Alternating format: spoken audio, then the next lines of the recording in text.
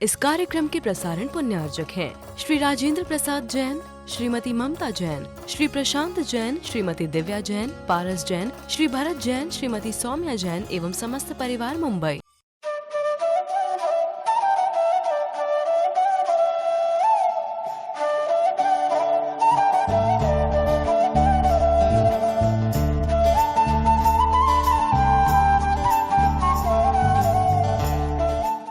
ओम नमः सिद्धेभ्यः। ओम नमः सिद्धेभ्यः। ओम नमः सिद्धेभ्यः। नमः श्री वर्धमानाय निर्धूत कलिलात्मने सालोकानां त्रिलोकानां यद विद्या दर्पणायते। अहिंसा परमो धर्म की महावीर भगवान की प्रातः स्मरणीय परम पूजाचार्य गुरुवर श्री विद्यासागर जी मुनि महाराज की जय। कर श्री समय सागर जी महामुनिराज जी की, समस्त मुनि संघ की।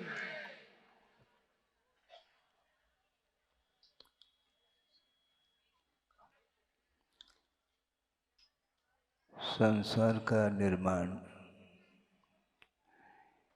किसी व्यक्ति विशेष के द्वारा नहीं होता, किंतु अपने आत्मगत ऐसे परिणाम होते हैं जिन परिणामों के माध्यम से ही चतुर्गति में संसारी प्राणी अर्जित कर्मों का जो फल है उसको भोगने के लिए चला जाता है। किसी व्यक्ति के ऊपर आरोप नहीं जाता। ये जैन दर्शन है, ये इतना सूक्ष्म है, वह किसी को भी अपराधी नहीं मानता। कोई दूसरा अपराधी नहीं होता। अपने जो परिणाम हैं उन परिणामों के माध्यम से वह जेल चला जाता है। संसार में है क्या? हमारा भारत स्वतंत्र हुआ है, ठीक, मैं मानता हूँ। व्यवहार की भूमिका में कह दो, कोई बाधा नहीं, किंतु प्रतिपल संसारी प्राणी परतंत्रता का अनुभव कर रहा है। कर्माधीन जीवन जब तक चलेगा तब तक वह शरीराश्रित जो कुछ भी सुख और दुख है उसका संवेदन करता है, आकर्षित होता चला जाता है। यहाँ तक कि उसको ये भान नहीं रहता कि मेरे लिए कौन सा कर्तव्य है, कौन सा अकर्तव्य है, मेरे लिए कौन सा उपयुक्त कार्य है, कौन सा अनुपयुक्त है, इसका भान नहीं रहता और वह करता चला जाता है। इसी को आचार्यों ने ये कहा है, ये अज्ञात नहीं माना जाता है।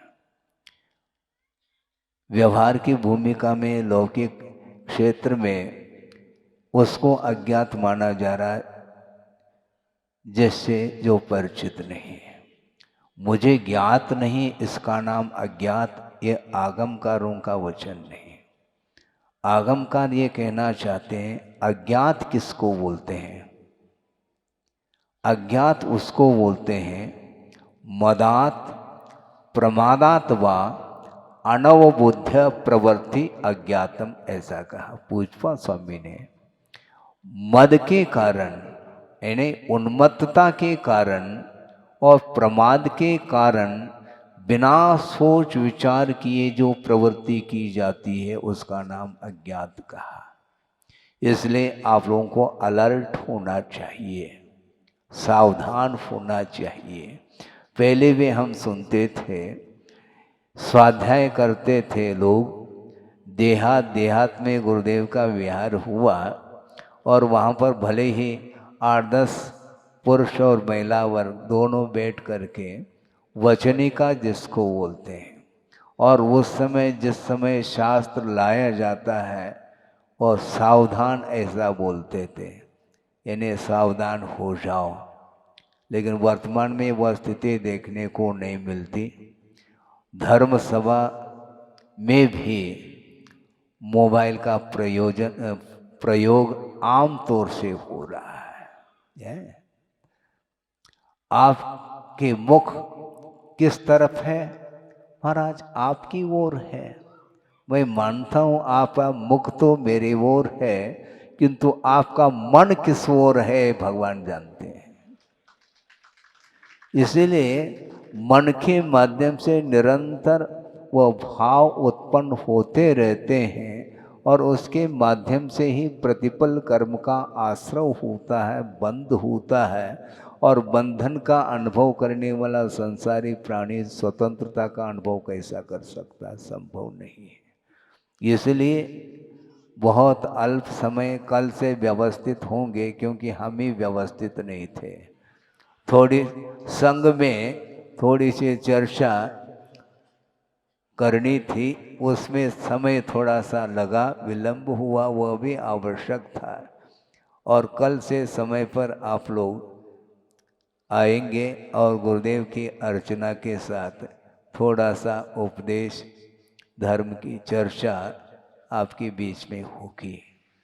तो मैं ये कह रहा था कि वस्तुतः संसारी प्राणी जिसने अतीत में ऐसा कोई विशिष्ट पुण्य का अर्जन किया है, जिसके फलस्वरूप ये मनुष्य पर्याय मिली है, और इसका यदि सदुपयोग करेंगे तो मनुष्य जीवन की सार्थकता सिद्ध होती है। ऐसे भी संसार में जीव हैं जिन्हें सोच विचार करने के लिए दिमाग नहीं है, जिसको असंगी बोलते हैं।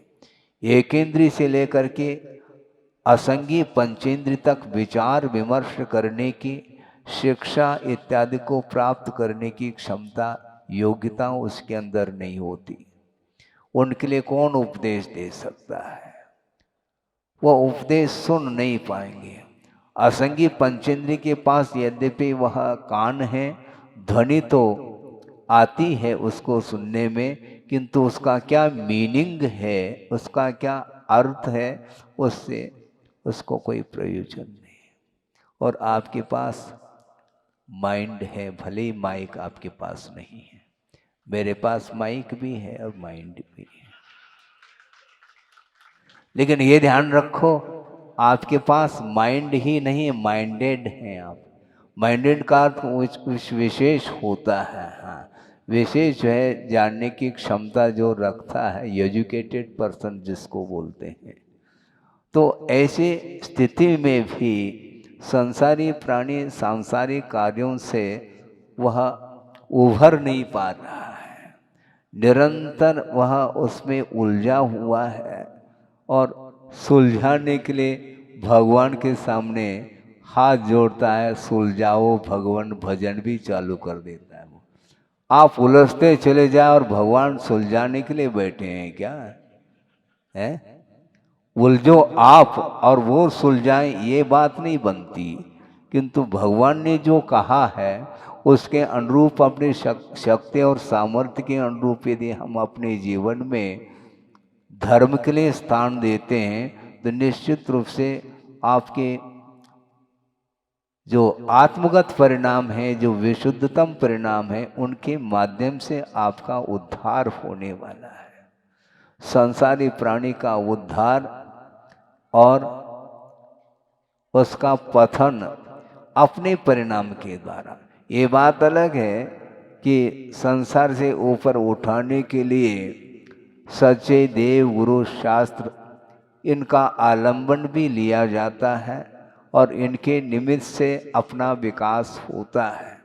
किंतु अतीत अनंत काल में इस प्रकार मनुष्य पर्याय जो मिली, अनंत बार मिल चुकी वह पर्याय, किंतु अभी भी इसी धरती पर हम घूम रहे हैं। हाँ, अतीत अनंत काल में अनंत तीर्थंकर हुए हैं बंधुओं, ये ध्यान रखो। उन अनंत तीर्थंकरों का नाम है यहाँ पर, क्यों? लेकिन होड़ है नाम की, भारी समस्या है, बहुत बड़ी समस्या हो गई। नाम क्या है? नाम के पीछे क्यों? केवल व्यवहार चलाने के लिए नामकरण की आवश्यकता होती है, इतना ही उसका अर्थ होता है, प्रयोजन होता है। किंतु उसका धार्मिक क्षेत्र में भी प्रतिष्ठा प्रेस्टेज पॉइंट बना लेता है। ये प्रतिष्ठा क्या है? भगवान की प्रतिष्ठा करो, स्वयं की प्रतिष्ठा की फिक्र मत करो, ये ध्यान रखो। और सूर्योदय देखा, कल आकर के अवलोकन किया, अच्छा लगा।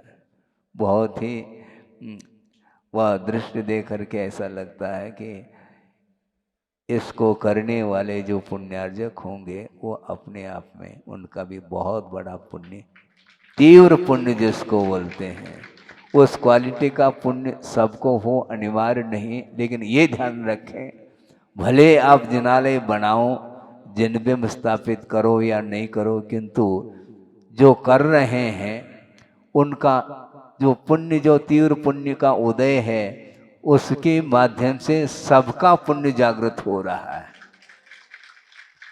क्योंकि जिनालय का निर्माण करके जिनबिंब को स्थापित करेंगे तो केवल छिंदवाड़ा ही नहीं, पूरे देश के लोग आएंगे, दर्शन करेंगे, पूजन अर्चन करेंगे, अभिषेक करेंगे, अपने परिणामों को निर्मलतम बनाएंगे। इसमें किसका हाथ है? आप ही लोगों का तो हाथ है?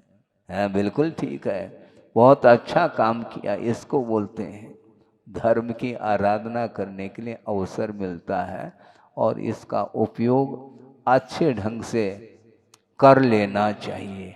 तो मैं ये कह रहा था कि ये मनुष्य जीवन मिलने के उपरांत भी जो उच्च कुल का मिलना, देवगुरु शास्त्र का समागम प्राप्त करना, और निरोग शरीर का मिलना, और दिव्य देशना को सुन करके अपने जीवन को तदनुरूप ढालने का जो पुरुषार्थ है, वह आप लोगों के लिए वह उपयुक्त पुरुषार्थ का अवसर प्राप्त हुआ है।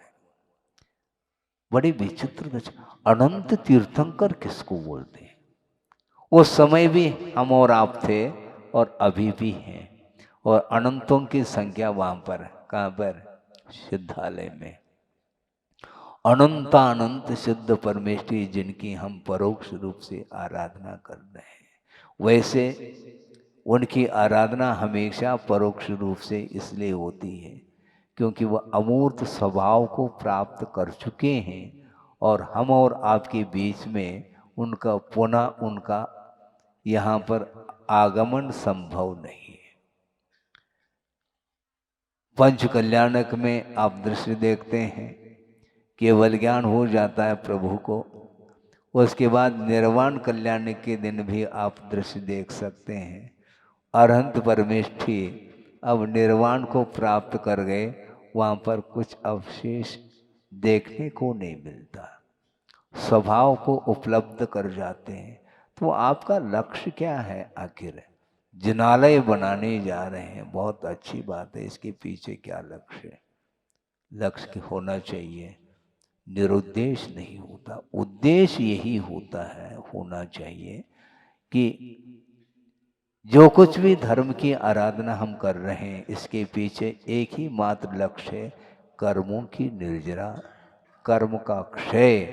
कर्म क्षय के उद्देश्य को लेकर के जो कुछ भी हम धार्मिक अनुष्ठान करते हैं, उसके माध्यम से हमारा पाप धुल जाता है और पुण्य संचित हो जाता है, और उस पुण्य के माध्यम से ही हमारा मोक्ष मार्ग और आसान होता चला जाता है।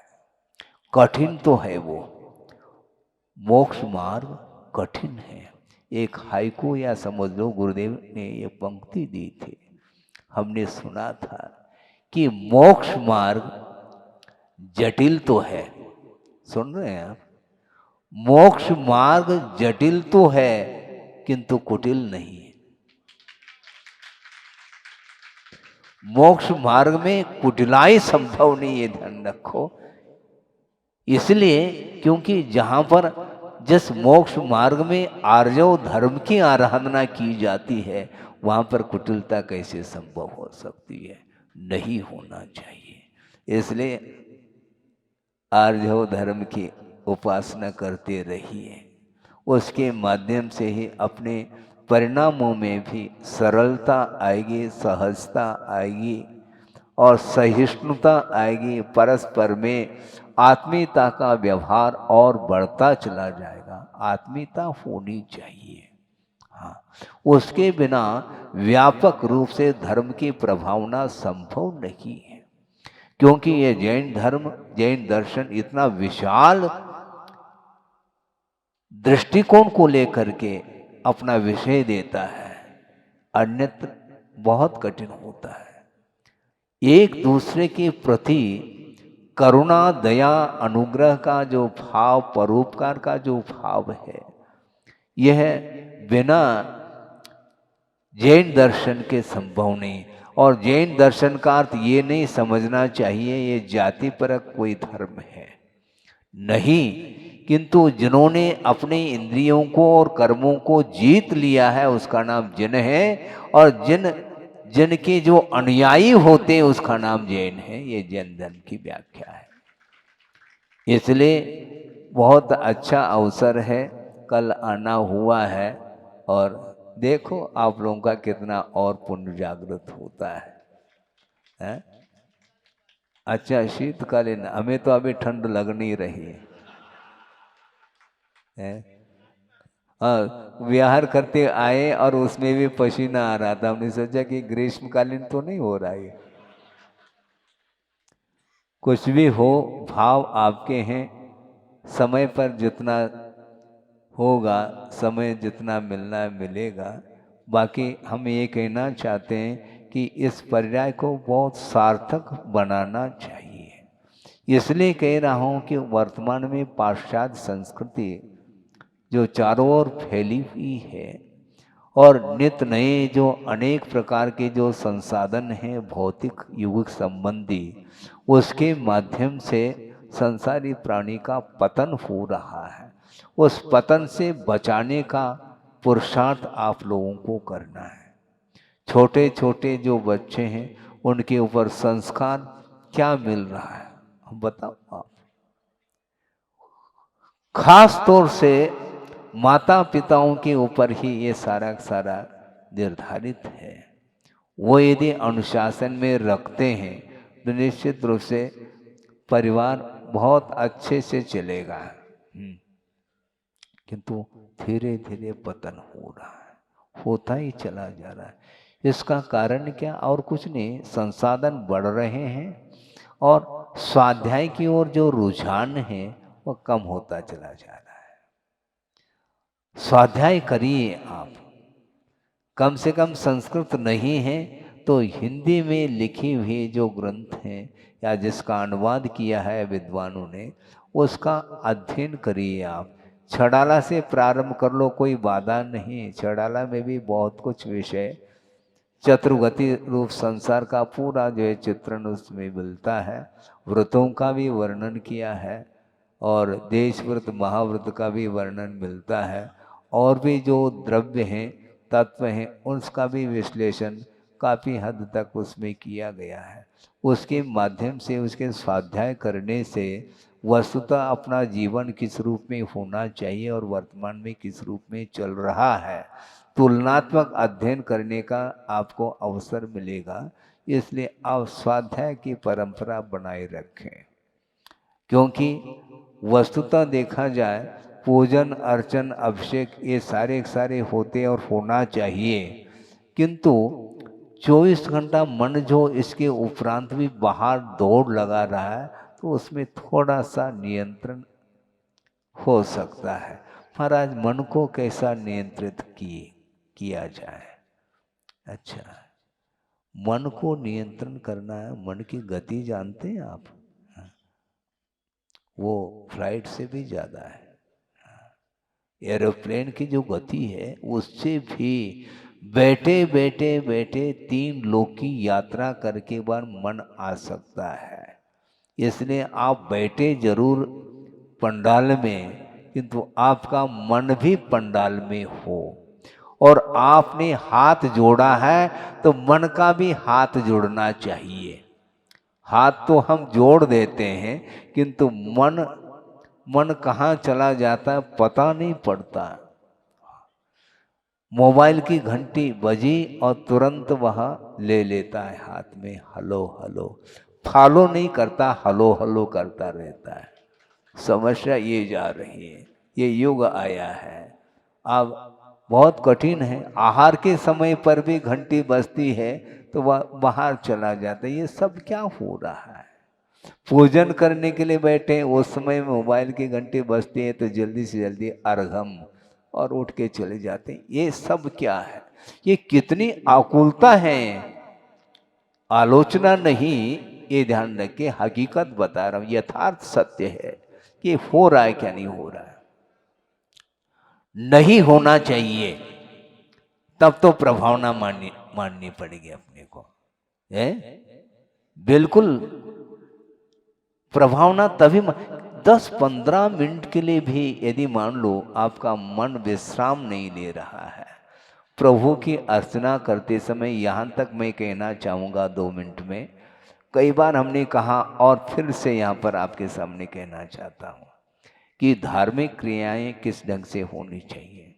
मान लो आप बैठे हैं प्रभु के चरणों में पूजन अर्चन करने के लिए, उस समय यदि मान लो कोई मुनि महाराज भी आ जाए भगवान के दर्शन करने के लिए, तो आप अपने पूजन को छोड़ करके उनके लिए अर्घ या उनके लिए नमोस्तु की कोई आवश्यकता नहीं है, ध्यान रखें। महाराज फिर तो ये उनका अभिनय हो जाएगा। अभिनय नहीं होता है, फिर भगवान का अभिनय हो जाएगा, क्योंकि वह पूजन के कार्य को छोड़ करके अब अन्यत्र आपका मन जा रहा है, तो वो सारा सारा अधूरा कार्य हो जाएगा। एक कार्य को पूरा संपन्न कर लो, उसी में सब कुछ पुण्य का संचय होता है। महाराज संकोच करने की क्या आवश्यकता है? मान लो आप माला फेर रहे हैं, उसी समय महाराज आ गए तो माला छोड़ दोगे क्या? है ऐसा तो होता नहीं। सारे के सारे जितने भी धार्मिक कार्य हैं उनको आप भले संक्षेप में कर लो, किंतु निर्दोष जो है उस कार्य को संपन्न करना चाहिए। ये नहीं हो पाता। ये मोबाइल का जमाना है, टेलीविजन मोबाइल के माध्यम से क्या चल रहा है संसार में, बहुत कठिन। हमने सुना है इसलिए कह रहा हूं, हमने देखा तो है नहीं कि रात के 12, 1, 2 बजे तक भी प्रोग्राम चलते रहते हैं, है मोबाइल टेलीविजन आदि के माध्यम से। अब उसमें क्या मिल रहा है आपको? क्या सुनने को मिल रहा है, क्या देखने को मिल रहा है?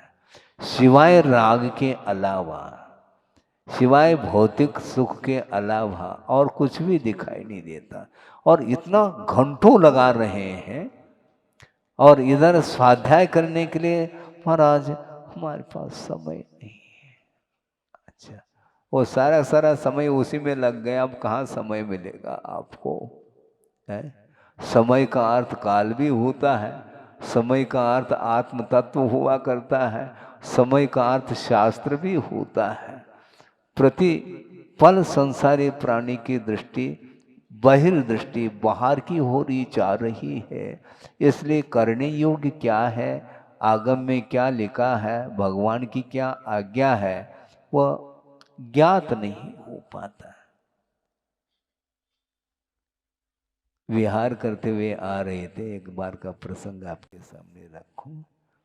साथ में श्रावक गण भी चल रहे थे, और बीच में ही उन्होंने कहा, इशारा करते हैं, महाराज इधर भी तो देखो। हमने कहा उधर क्या है? महाराज फैक्ट्री है हमारी, उसके लिए आशीर्वाद दे दो। सुनो, हमने उनको कहा, उसने नमस्तु किया क्या? है? जो नमस्तु करता हूं उसके लिए आशीर्वाद मिलेगा। फैक्ट्री तो ना नमस्तु करती है ना कुछ करता है,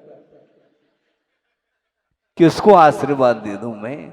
सांसारिक कार्यक्रम के लिए, कोई भी सांसारिक कार्य के लिए आशीर्वाद संभव ही नहीं है। धार्मिक अनुष्ठान के लिए दोनों हाथ से आशीर्वाद दिया जा सकता है। धार्मिक अनुष्ठान के लिए दोनों हाथ से आशीर्वाद दिया जा सकता, देते हैं, किंतु आप दुकान मकान इत्यादि के लिए आप आशीर्वाद मांगना चाहो तो आशीर्वाद धर्म वृद्धि का आशीर्वाद मिलेगा, इसके अलावा और कुछ नहीं। किसी ने कहा कि महाराज सुनो सुनो सुनो, बहुत अच्छा है, भोपाल के लिए नहीं, भोपाल वालों के लिए।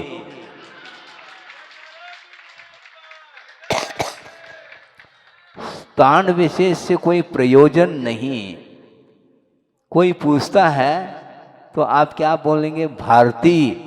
तो भारत में भोपाल भी तो है, अलग से क्यों है? भोपाल, भोपाल की ओर, भोपाल वालों के लिए। सुनो, एक बहुत विचित्र दशा है। मान लो आपके पुण्य के उदय से, मान लो भोपाल यदि जा भी रहे हैं और पहुंचना है, पूरी पूरी भोपाल की पूरी जनता अगवान के लिए आएगी, लेकिन भोपाल वहीं पर रहेगा। भोपाल न भेजने जाता है न बुलाने के लिए आता है, भोपाल वाले आते हैं। भोपाल वालों के लिए आशीर्वाद है। चाहे भोपाल वाले आकर के छिंदवाड़ा में देशना सुन ले, अथवा छिंदवाड़ा वाले भोपाल में आकर के देशना सुन ले। देशना सुनने से आत्मा का कल्याण होता है, हमें कल्याण करना है। और आप लोगों का भी कर्तव्य होता है।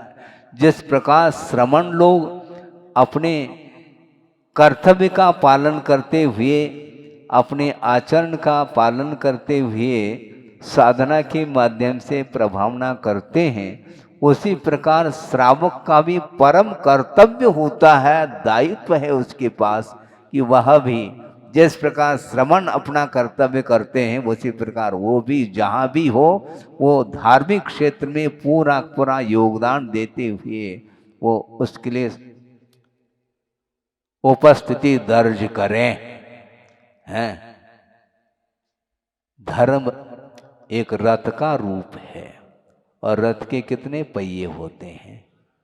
1000 है अथवा 2 है, 2 पहिया तो है ही। और उसमें एक श्रमण का और एक श्रावक का है। हाँ बिल्कुल, हम भी पेपर लिख रहे हैं, ध्यान रखो, और आपको भी लिखना है। और दोनों के पेपर गुरुदेव जांचेंगे। बिल्कुल, जहां कहीं भी हो, अपना दायित्व अपना कर्तव्य को नहीं भूलते हुए विश्व को धर्ममय बनाने के लिए कटिबद्ध होना चाहिए। समय आपका हो रहा है। मैं यही कह रहा था कि वस्तुतः धर्म का जो स्वरूप है, उसकी जो विराटता है, जो गहराई है, वहाँ तक पहुँचने के लिए स्वाध्याय आदि के माध्यम से, तत्व चर्चा आदि के माध्यम से हम अपने स्वरूप को भली भांति जान सकते हैं। बाहरी वस्तुओं का परिज्ञान होना अलग विषय है, किंतु शरीर और आत्मा का जो संबंध अनादिकालीन है, वो संबंध को समाप्त करने के लिए, उस बंधन का विच्छेद करने के लिए, संसार का विच्छेद करने के लिए वस्तुतः आगम के अनुरूप, गुरुओं के संकेत के अनुरूप हम चलेंगे तो निश्चित से भगवान भी प्रसन्न हो सकते हैं। 1-2 मिनट नहीं लगेगा, पूर्ण कर रहा हूँ। विहार करके पहुँचे हैं। मुझे स्मरण है, बहुत पुराना प्रसंग, तेंदुखेड़ा है पाटन के पास, जबलपुर के पास। वहाँ पहुँचे हैं और समाज ने निवेदन किया कि महाराज 2 शब्द हम लोगों के लिए। ठीक है। और प्रवचन प्रारंभ किया, और प्रारंभ करते उस समय एक प्रसंग उन्होंने दिया, अपने आप में बहुत महत्वपूर्ण है। उन्होंने यहाँ तक कहा कि भगवान भक्त से प्रसन्न हो सकते हैं, लेकिन कैसे होंगे आप पूछ सकते हैं। महाराज भगवान प्रसन्न होते हैं? हाँ, हो सकते हैं। कैसे होंगे? भगवान जो है आपकी भक्ति से प्रसन्न नहीं होंगे, आपकी पूजा से, आपकी भक्ति से, आपके इस दर्शन से इत्यादि से भगवान प्रसन्न नहीं होंगे। भगवान किससे प्रसन्न होंगे? जो आज्ञा का पालन करता है उससे भगवान भी प्रसन्न होंगे। क्योंकि भगवान की आज्ञा क्या है मुझे बताओ। आपको हमेशा संसार में देखना चाहिए क्या भगवान? नहीं, भगवान ये चाहते हैं जल्दी से जल्दी हमारे पास आ जाओ।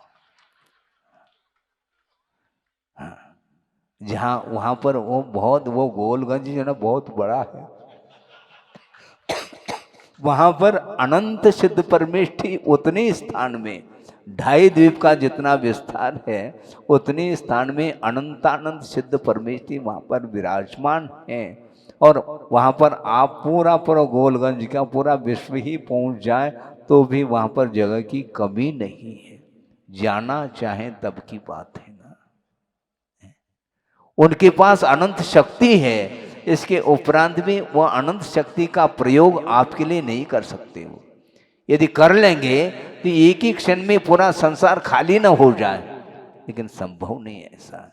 इसलिए स्वयं पुरुषार्थ करेंगे, धर्ममय परिणाम स्वयं करेंगे तो उसके माध्यम से आत्मा का उत्थान हो सकता है, होता है, और पापमय परिणाम के माध्यम से आत्मा का पतन होता है।